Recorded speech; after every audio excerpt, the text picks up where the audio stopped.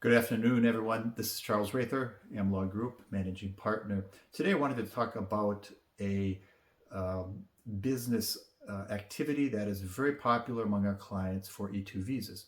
We're talking about house flipping in this particular case. And clients often ask, how appropriate is house flipping as a business for an E2 visa? And the shorter answer is there is no easy answer. It really depends on a number of factors.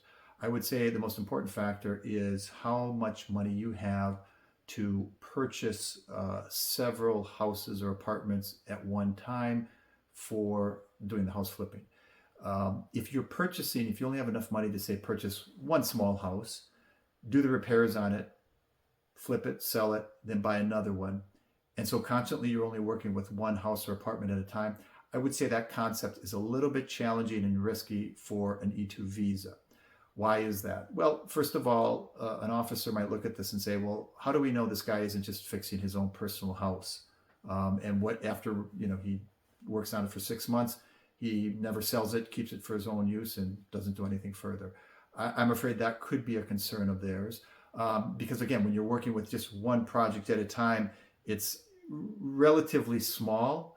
And I think immigration officers would have doubts or questions about whether this is really a full, bona fide, scalable business. Now, if by the time we file, you're able to purchase several houses, that certainly dismisses a lot of these concerns that they might have and increases your chances of an approval.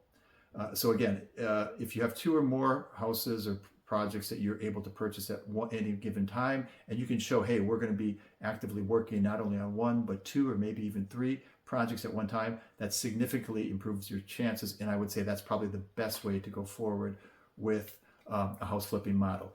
As an alternative, it's also possible, let's say at the time of filing, we only have 1 project that you've purchased, 1 house, but we also indicate in the business plan that you're planning to offer services to third parties who are unrelated to you, and you're just going to help, fix up their homes, do some repair work and whatnot, without actually acquiring their homes. That's a possibility as well. That actually raises your chances and improves cases as compared to the first case that I gave you, where you just buy 1 house at a time and you only work on that. That's probably the least desirable strategy. I think a little bit better is where you have 1 house at a time, but you make clear in your business plan that you're going to be offering services to other third parties. And ideally, before you even file your E2, you will already have some of those contracts, if not signed, maybe even completed, so you can show this isn't just hot air, but we're really actually planning to provide these repair services to third parties. And here's some examples of already completed contracts. But the strongest case to go forward